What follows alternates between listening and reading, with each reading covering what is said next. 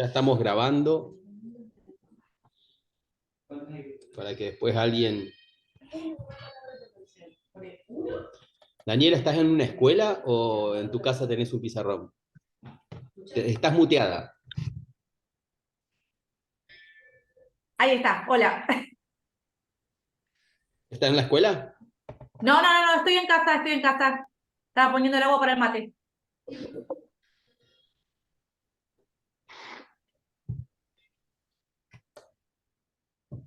Bueno, vamos a empezar entonces. ¿Preguntas? ¿Algo que quieran preguntar sobre el módulo, sobre las clases? Que estén...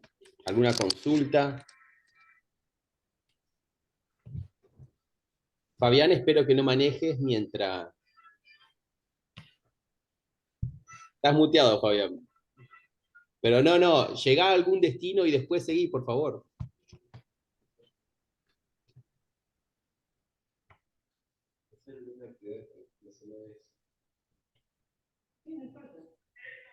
Bueno, si no hay preguntas, vamos a... Voy a compartir pantalla con ustedes.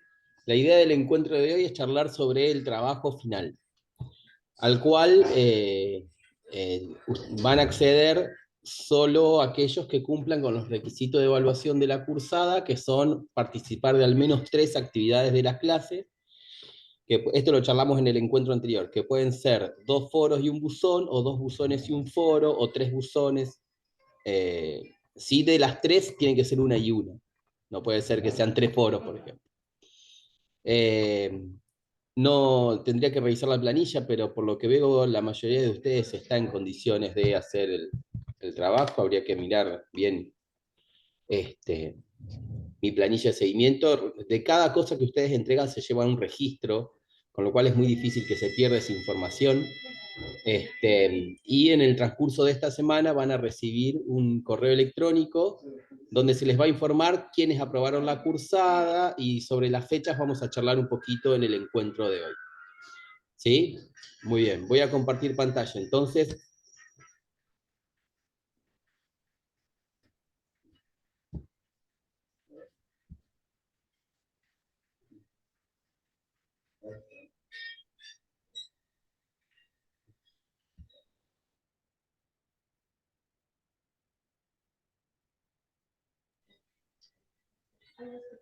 bueno, a ver si puedo. Cuando comparto pantalla no los veo, así que si alguno tiene algo que preguntar o alguna consulta en el momento, me interrumpen, no hay ningún problema.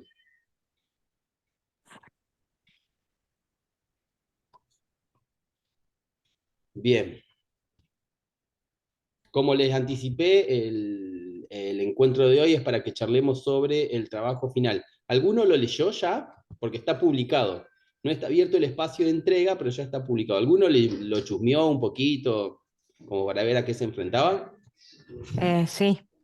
sí, Sí, yo sí. también. Bien, ¿y qué les pareció Sí, sí. a grandes rasgos? Yo Fácil. tuve algunas dificultades em, para resolver el cuadro con las diagonales perpendiculares y distintas e iguales. Ah, ya empezaste a Para, resolverlo. empecé a resolverlo, sí. Bueno, ahora... Eh, con Ajá, respecto a la figura, ¿qué tipo de figura es? bien. Perdona, vos elegiste el 4, yo elegí la actividad 4 y la 5 para hacer el trabajo, que también creo que tiene que ver con eso. Claro, yo tengo la 1 y la 2. Yo elegí la 1 y la 2. Claro, yo elegí la 4 y la 5. Bueno, vamos a avanzar. A ver, esas son todas las actividades. Sí. Pero Ujú. había... Bueno, no importa. Esas son todas las actividades que ustedes tienen que elegir. De esas 5 actividades, 2 para hacer un Sí. análisis. ¿Vos te referís al cuadro este de la actividad 2? Correcto. ¿Y cuál es tu inconveniente? Cuando la figura es igual a la figura C del punto 1, Sí. que tiene dos diagonales diferentes que no Ujú, se cortan en un punto medio, ¿qué ujú. figura se forma? Y, por, Ajá, ¿y qué tipo de figura? Vamos a empezar por, por algunas cuestiones. Primero, hubo muchos, nunca pensé que iba a encontrar tantos nombres para el romboide. En el Claro, trabajo de la clase 3, en la actividad 2 había que definir, encontrar una figura a partir de ciertas proposiciones. Esa figura es un romboide y aparecieron un montón de nombres como cometa, trapecio, isósceles, trapecio de un montón de cosas. ¿Qué es un romboide? El error más común que puede aparecer en esos casos es que algunos lo llamen paralelogramo, porque si ustedes se fijan en Wikipedia, los españoles, a lo que nosotros le llamamos romboide, los españoles le llaman paralelogramo. Entonces muchas veces surge esa confusión. Pero en realidad es un romboide, que tiene que ver con la ok. figura C, con la figura B que está en la actividad acá de los barriletes, ¿sí? ¿Ustedes ven la flechita del mouse? Sí, la ven. Sí, Sí, Bien. Y la figura A es un rombo, la figura C es un trapezoide, ok, ¿sí? Es un trapezoide, bien. ¿por qué? Porque no tiene lados paralelos. Justamente lo que Bien, te garantiza los lados paralelos, si pensamos en las diagonales, es la intersección en sus puntos medios, en un punto medio. de las dos, ¿sí? Porque, por ejemplo, en el romboide, la diagonal, que en este caso se ve como vertical, es intersecada en su punto medio, pero la diagonal más larga no. Claro, claro. Entonces, eh, esta secuencia, después, incluso si alguno la quiere, me escribe, yo la tengo completa la secuencia. Eh, Profesor, ¿le puedo sí, hacer una consulta? por supuesto. Ahora que la compañera está hablando del ejercicio 1 y que, bueno, del trapezoide, la figura C, Ujú. ¿se podría contestar eso, por ejemplo, en la actividad 5 de la recapitulación, donde dice otros chicos que usaron regla y escuadra, en Ajá, el punto 2b? sí. ¿Podría? Dijeron que con las diagonales de 3 y 5 centímetros también se puede construir un trapecio. ¿Estás de acuerdo o no? Porque cuidado que hay pregunta por trapecio. Ah, ok, no Trapecio, trapezoide, a perfecto. ver, porque por ahí hay diferentes clasificaciones. Los cuadriláteros, según los NAP, Sí, se clasifican en paralelogramos, trapecios y trapezoides. ¿Qué diferencia claro, uno de otro? Los paralelogramos tienen dos pares de lados los paralelos, paralelos, los trapecios solo uno y los trapezoides claro, ninguno. Entonces, claro, como acá te pide por un trapecio, estamos buscando una figura que tenga solo un par de lados paralelos. paralelos. Entonces ahí la figura C no entra en esa discusión. Perfecto, perfecto. Bien, entonces, ¿Sería un trapecio escaleno esa respuesta puede ser? ¿La 2b, un trapecio escaleno podría ser? entendemos como escaleno que tiene todos los lados diferentes. Sí. Puede ser, la verdad que eh, no quiero spoilearte, pero Bueno, habría que mirarlo. Puede ser rectángulo también. bueno, perfecto. Eh, Hay que sentarse con la regla y la escuadra y ver, Bien, 3 y 5. bien, Ahí perfecto. también hay que pensar qué pasa con las diagonales de los Claro, paralelogramos. Un poquito estuvimos charlando recién, qué pasa con las diagonales de los trapecios, qué pasa con las diagonales de los trapezoides. ¿Sí? El romboide bien, es un trapezoide, ¿qué pasa con sus diagonales? Digo, el romboide es la cometa, que está ahí, la figura B de la actividad 1. ¿Qué pasa sí, con esas diagonales? Pero bueno, ahí yo la había, porque como ustedes tienen que elegir dos, me parece, por ejemplo, potable la actividad de los barriletes y la actividad 2, elegir esas dos, hay una continuidad ahí entre una cosa y otra. Lo mismo que la actividad 4 y la actividad 5, porque está todo sí, centrado en cuadriláteros que tienen diagonales de 3 y 5 centímetros. Pero sí. bueno, también a mí la actividad esta del construcción de rombos también es interesante por los instrumentos. Algo de esto estuvimos trabajando en las clases, ¿sí? Bien, ¿alguna otra pregunta sobre los problemas? Bien. No. Recuerden que me interrumpen a donde ustedes quieran. La parte 1 del trabajo final pide que elijan dos problemas, como acabamos de decir, para ejemplificar distintos quehaceres en la enseñanza de la geometría. Y ahí les da una lista de posibles quehaceres, actividades geométricas que se pueden pensar para el aula. Por ejemplo, comparar procedimientos de resolución utilizados, argumentar a partir de establecer relaciones, explorar posibles soluciones, formular conclusiones, resolver problemas geométricos. Cuando hablamos de resolver problemas geométricos, nos tenemos que referir a la idea de problema geométrico presentada en la clase 2, ¿sí? En un problema donde el estudiante para resolverlo debe involucrar las propiedades de los objetos geométricos que estamos analizando, etcétera, etcétera. Cuando hablamos de resolver problemas geométricos nos referimos a esa definición de problema geométrico. Analizar la validez de afirmaciones hechas por otros, analizar procedimientos de resolución utilizados por otros, o descontextualizar las relaciones trabajadas para su conceptualización. Estas son actividades geométricas o quehaceres geométricos que se pueden poner en juego con alguno de los problemas que presentamos hace un ratito. Entonces ustedes deben decir, bueno, con este problema podríamos estar trabajando la comparación de procedimientos de una resolución. Diego, Sí, Diego, sí. aquí esa era una pregunta que tenía porque en el PDF que yo tengo del trabajo final, ahí dice elija de otros problemas para ejemplificar alguno de los siguientes quehaceres. Entonces Claro, yo pero no sabía si uno solo, si dos, si tres, todos o varios. no, puede ser O uno, tiene puede ser diferente dos. la consigna. Mira, vamos a hacer un ejemplo. Si yo te digo, pensemos en el problema donde, ¿qué dice? Leila dice que para construir un rombo utiliza regla y compás. Y no alcanzo a ver el nombre del otro. Dice que con escuadra y regla graduada se puede dibujar. Y te propone las dos construcciones. La primera está hecha con regla no graduada y compás. Y la segunda está hecha con escuadra y regla graduada. Y después vienen las preguntas sobre cómo funciona ese... a ver, espérenme un segundito que voy a buscar bien la consigna, porque yo en otra... Acá. En otro... Entonces dice, Leila dice que para construir un rombo solo necesita una regla y un compás. Darío dice que sin compás, estamos hablando de construcción, ¿sí?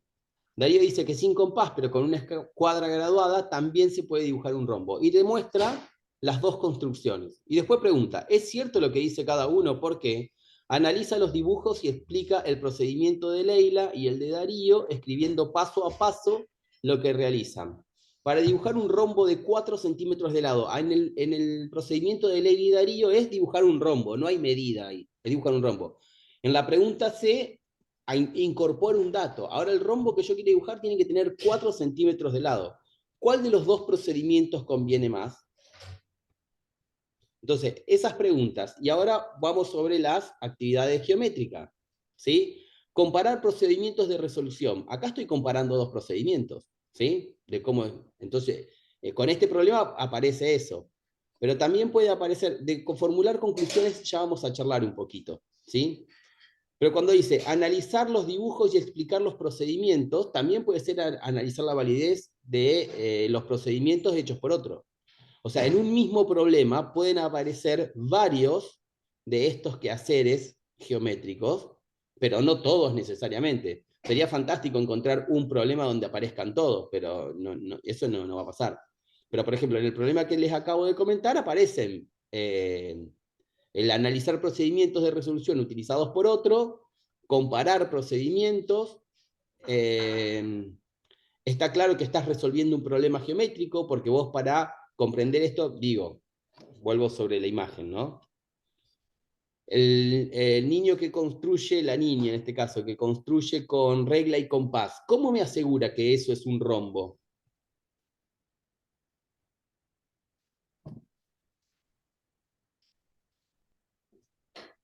¿Qué argumentos me puede decir para afirmar que la construcción que ella realizó es un rombo?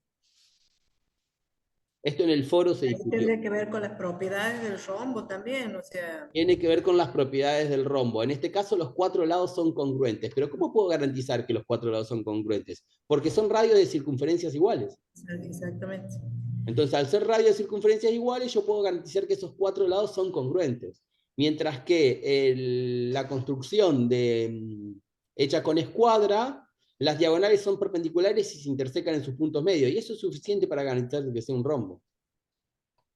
Entonces, ahí también hay un trabajo argumentativo, argumentar a partir de establecer relaciones. Fíjense todos los quehaceres matemáticos que están involucrados en este problema. No es que con un problema vas a trabajar solo una actividad geométrica. Puede ser que con un problema se trabajen más de una, no necesariamente todas. ¿Respondo a tu pregunta, Viviana? Sí, sí, sí, sí, sí, sí, sí.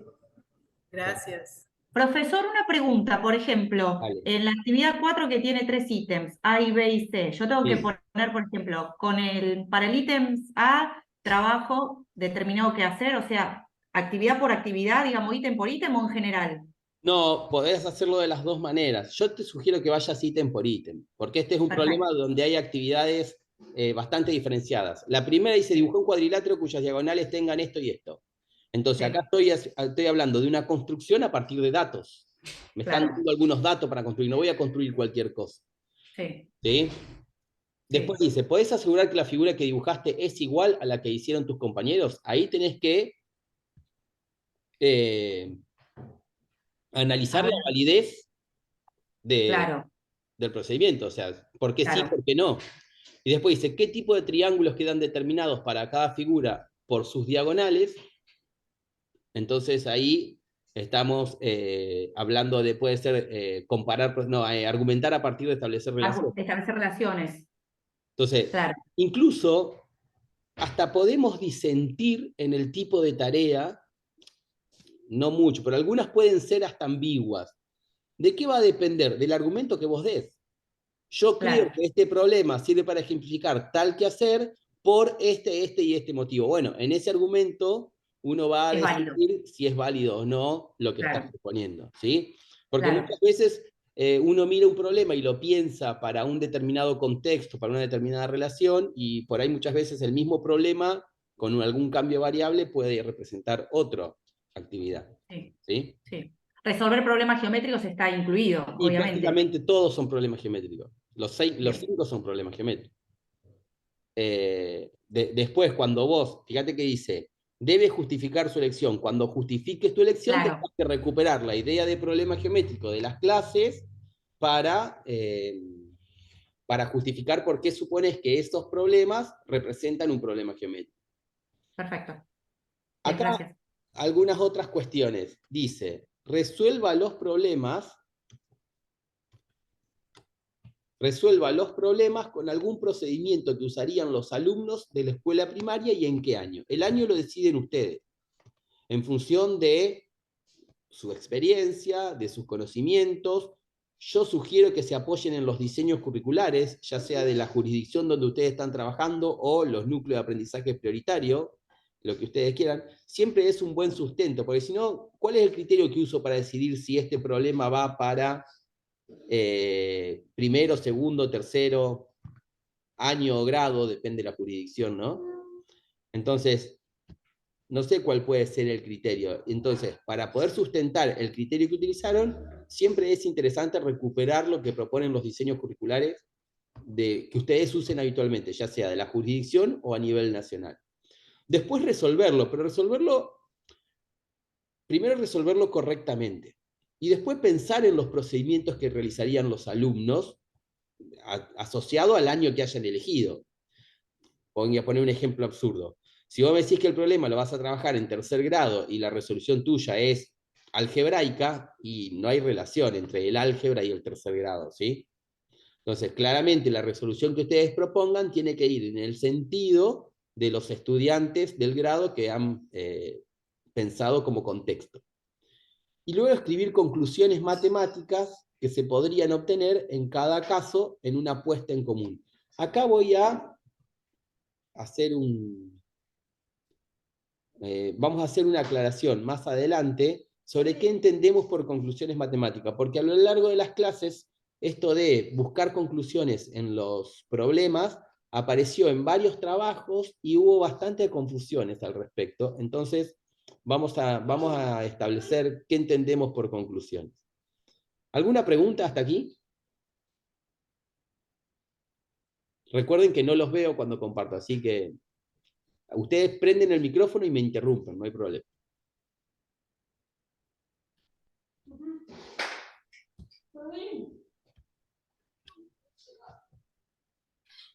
Muy bien, vamos a la parte 2.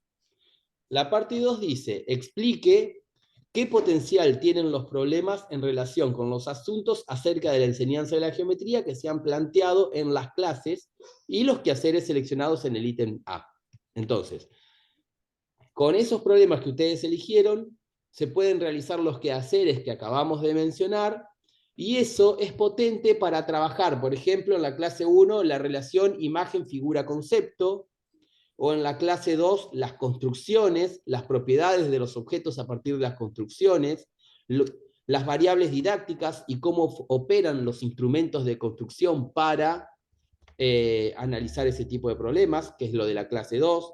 En la clase 3 aparecieron la idea de problemas geométricos, la redacción de instructivos, la interpretación de instructivos y la validación de esas afirmaciones a partir de ello. Yo hice un punteo así de cada clase, pero después ustedes pueden ir en detenimiento y buscar otras cuestiones, ¿sí? Pero entonces, sí, este problema es interesante porque yo podría trabajar no solamente la actividad matemática, el quehacer que establecí en la clase 2, sino que esa actividad, ese quehacer, permite que se pongan en juego la relación figura-imagen, por ejemplo. La relación figura-concepto, que se trabajó en la clase 1, ¿se acuerdan con el problema del cubo que tantos inconvenientes y satisfacciones nos trajo? Bueno, entonces, eso es lo que pide, dice. Para hacerlo, recupere las lecturas de las clases, revise sus notas, en su justificación incluyan al menos, nos estamos quedando sin tiempo, ¿sí? Recuerden que los encuentros acá son de 40 minutos. Si quedan cosas por hacer, nos volvemos a conectar al mismo enlace, ¿sí? Si se corta la transmisión, nos volvemos a conectar al mismo enlace y seguimos trabajando, porque nos queda un ratito todavía. Ahí dice, para hacerlo recupere las lecturas de las clases y revise sus notas. En su justificación incluyan al menos una referencia a las clases y una cita bibliográfica obligatoria. Estas cuestiones que aparecen en las consignas, cuando dice obligatorio es porque tiene que estar. No es que, ¿sí? El trabajo final de un módulo, de una actualización, tiene requisitos que pueden ser amplios y hay otros que son más precisos. Este es uno de ellos. En sus trabajos tiene que haber al menos una cita bibliográfica de las clases o de los autores trabajados en clase. Y claramente todas las decisiones que ustedes toman en el trabajo tienen que estar justificadas a partir de algún sustento teórico. Que los sustentos teóricos no es que los tienen que inventar ustedes, los tienen en las clases que hemos trabajado hasta la clase 3, porque en los problemas que se seleccionaron para el trabajo final no aparece la medida. Es por una cuestión de que la clase 4, que es la referida exclusivamente a medida, se publica prácticamente en simultáneo que el trabajo final. Entonces muchas veces hay cursantes que se complica, que mientras van mirando la clase 4 van mirando el trabajo final, y yo sé que, digamos, sabemos que todos están por ahí con muchas actividades, entonces directamente para evitarnos esos inconvenientes, los problemas que se seleccionaron están pensados en contenidos propios de la clase 1 a la 3. No hay problemas de medida en las posibles selecciones. Bien, ¿pregunta hasta acá? Sigamos. Eso es sobre las conclusiones matemáticas, ¿sí? Es importante, les decía, porque hubo muchos inconvenientes al respecto. Por ahí muchas veces lo que se expresaba era más una intención didáctica, que se espera que el alumno aprenda, o muchas veces las conclusiones matemáticas iban en sentido de los procedimientos y no de los conceptos que se trabajan con los problemas. Entonces, esta cita de Cecilia Laspiri y María Laura Miquelret están tomadas de un texto que está publicado en el aula, que yo se los mandé como adjunto para que tengan en cuenta, creo que para la clase 3. Pero bueno, está, si lo buscan está. En el foro de consulta, está en un posteo del foro de consulta, les adjunté un archivo donde aparece esta cita y aparecen más cuestiones sobre las conclusiones en las clases de matemáticas. Se las voy a leer para pensar a partir de la cita textual. Esa explicación de los conocimientos en términos a la vez comprensible por los niños y matemáticamente adecuados. Comprensible por los niños quiere decir que tienen que estar en un vocabulario o en un lenguaje propio del niño que resuelve el problema que estamos analizando. O sea, ahí claramente hay que identificar bien el contexto y ubicarlo curricularmente como corresponde. Y luego, matemáticamente adecuados. Las conclusiones a las que generalmente aspiramos son matemáticas, ¿sí? Ahora después vamos a ver algunos ejemplos como para ver si podemos dar cuenta de lo que estamos diciendo. Luego dice, es lo que los alumnos deben recordar a futuro para poner en juego en nuevos problemas y para establecer las relaciones entre los diferentes conocimientos que manejan. Esas conclusiones es lo que después se conoce como los saberes disponibles. Las conclusiones que quedan en una puesta en común después del trabajo con algún problema, con algunos problemas, con una secuencia, etcétera, son esas cuestiones que después el niño va a usar para resolver nuevos problemas. Es lo que vamos a recuperar cuando sigamos avanzando en el contenido matemático. Estas explicitaciones de conocimientos son denominadas conclusiones matemáticas de la clase. Conviene entonces incluir en la planificación actividades de sistematización de los conocimientos construidos que den lugar a la escritura de esas conclusiones. Al escribir las conclusiones, siempre habrá que considerar que, tanto en su contenido como en el modo de expresarlas, están cerca de lo producido en la clase, de modo que los niños puedan reconocer en esos textos los conocimientos que ellos construyeron. Y en estos casos, la conclusión matemática va en la misma dirección que el quehacer matemático que yo estoy planteando con ese problema. Vamos a un ejemplo. A ver, voy a volver las diapositivas a los problemas que vamos a analizar, ¿sí? Esperen que en mi otra computadora tengo... Sigo con el problema de construir rombos con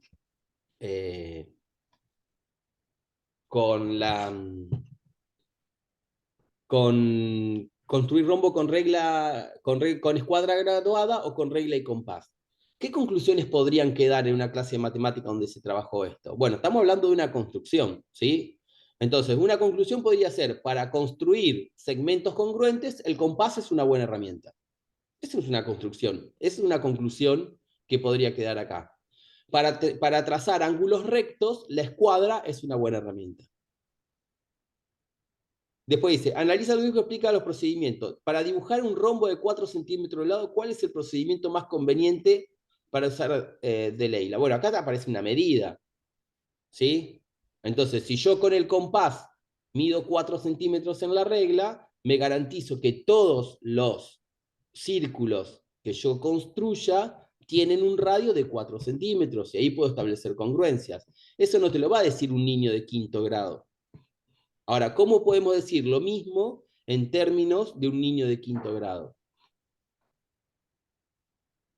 ¿Sí? Construir un romboide sabiendo que sus diagonales miden 6 y 4 centímetros, la figura es única porque si la figura es única, hay una sola forma de construir un romboide de cosas. Eso es una posible conclusión.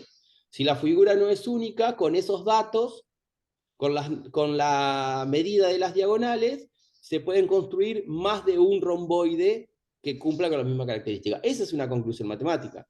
Claramente, una diagonal fija y la otra diagonal se mueve por su punto medio a lo largo de ese segmento y me va dando muchas posibilidades de romboide de 6 y 4 centímetros. Menos una, que es donde se intersequen en sus puntos medios. Entonces, todo eso que yo estoy diciendo así coloquialmente, lo podemos poner en términos de conclusiones matemáticas, en términos de los niños. Con esos datos se puede construir más de un romboide. Esa es una conclusión matemática. El niño no te va a decir una de sus diagonales se interseca en sus puntos medios y la otra no. Te va a decir una diagonal se mueve a lo largo de la otra. ¿Sí? Estoy pensando en un niño de quinto o sexto grado. Quinto o sexto grado, yo trabajo en Santa Fe. A lo mejor en otras jurisdicciones los grados se organizan de otra manera. Acá en Santa Fe tenemos de primero a séptimo el primario y luego pasan a primer año de secundaria. Pero por ahí yo sé que en otras provincias hacen 6 y un primer año de secundaria que vendría a ser un séptimo. No sé cómo será en sus jurisdicciones. ¿Quedó claro el tema de las conclusiones o alguna pregunta que quieran hacer o comentario quizás? ¿Tuvieron algún inconveniente con este tema en sus trabajos de buzón?